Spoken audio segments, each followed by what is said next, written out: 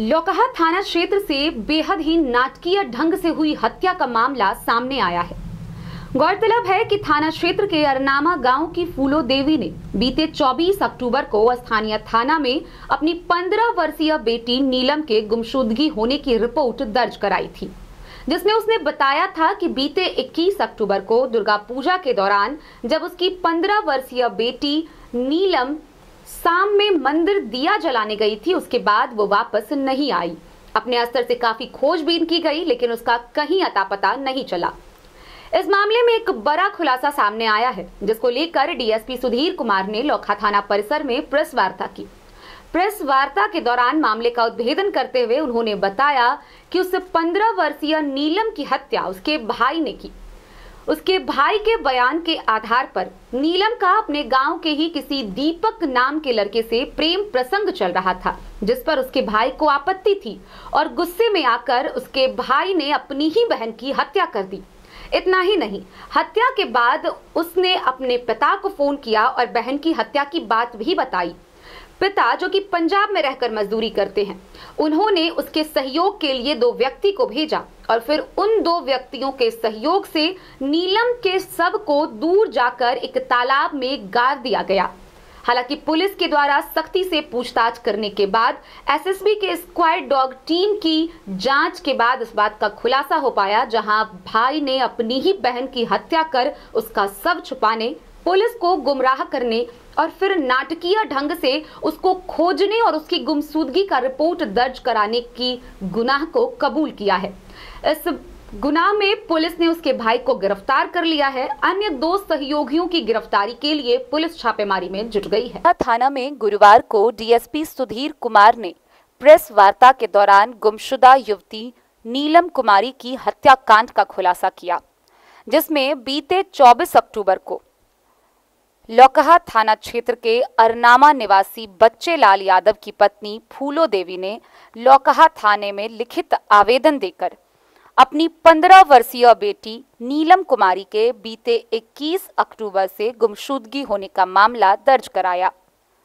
दर्ज आवेदन में बयान देते हुए आवेदिका फूलो देवी ने कहा कि बीते 21 अक्टूबर की संध्या दुर्गा पूजा स्थल पर दिया जलाने गई थी, जो देर रात होने तक नहीं लौटी। चिंतित परिजनों ने खोजबीन शुरू कर दी। थानाध्यक्ष इंस्पेक्टर संतोष कुमार मंडल ने प्राप्त आवेदन पर मामला दर्ज कर अनुसंधान की प्रक्रिया शुरू कर दी।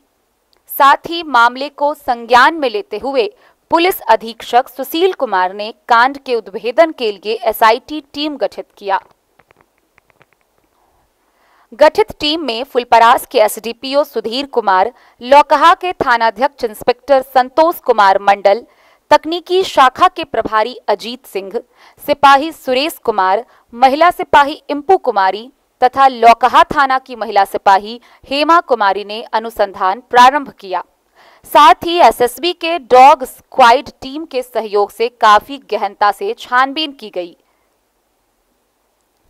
जिसमें नीलम कुमारी का पता लगाया गया, लेकिन उसका कोई पता नहीं चल पा रहा था।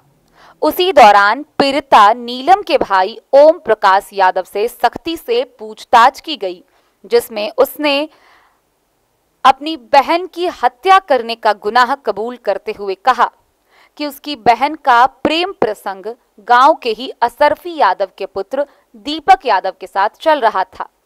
बीते 21 अक्टूबर को अपनी बहन को धान के खेत में दीपक के साथ आपत्तिजनक हालत में देखा। भनक लगते ही दीपक वहां से भाग गया, जबकि गुस्से में अपनी बहन की मारपीट व गला दबाकर हत्या कर दी। घटना के बाद सारी बातें पंजाब में मजदूरी कर रहे पिता को बताया, जहां पिता ने शव को ठिकाना लगाने के लिए सहयोग के लिए 2 आदमियों को भेजा। उन दोनों आदमियों के सहयोग से भाई ने बहन के शव को बोरा में बांध चन्नीपुर के धोखरा नदी में गाड़ के छिपा दिया और घर आकर बहन को खोजने का बहाना बनाता रहा। शव की शिनाख्त मृतका की मां फूलो देवी ने किया। पुलिस ने शव को कब्जे में लेकर पोस्टमार्टम के लिए सदर अस्पताल मधुबनी भेज दिया। साथ ही भाई को बहन की हत्या कर साक्ष्य मिटाने व गुमराह करने के जुर्म में नाटकीय ढंग से गिरफ्तार कर लिया। डीएसपी सुधीर कुमार ने आगे बताया कि कांड में शामिल अन्य लोगों की गिरफ्तारी के लिए छापेमारी की जा रही है। वही इस तरह की फिल्मी हत्याकांड से गांव में चर्चा का माहौल गर्म है। लास्ट को दिनांक 24/10/2023 को आवेदिका फूलो देवी के द्वारा जो है एक आवेदन लिखित रूप से यहाँ दिया गया था, जिसमें उन्होंने अपनी बच्ची नीलम कुमारी, जिसकी उम्र 15 वर्ष है, उसके गुमशुदगी से संबंधित एक आवेदन दिया गया था, जिसमें उन्होंने बताया जो 21/10/2023 को संध्या 4 बजे हमारी लड़की नीलम जलाने के लिए दुर्गा पूजा में गई और उसके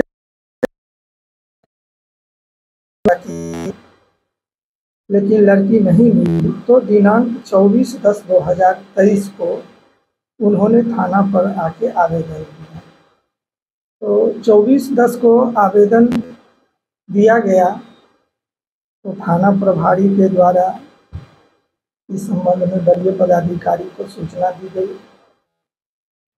तो पुलिस अधीक्षक महोदय मधुबनी के द्वारा एक टीम का गठन किया गया, जिसमें हमारे नेतृत्व में थाना प्रभारी थे, तकनीकी शाखा के प्रभारी अजीत जी थे, वहाँ के जो है कांस्टेबल सुरेश कुमार जी थे, महिला सिपाही इंकू कुमारी थी और लौकहा थाना में जो महिला सिपाही हेमा कुमारी है, इनके द्वारा जो है टीम गठित की गई और पीड़िता के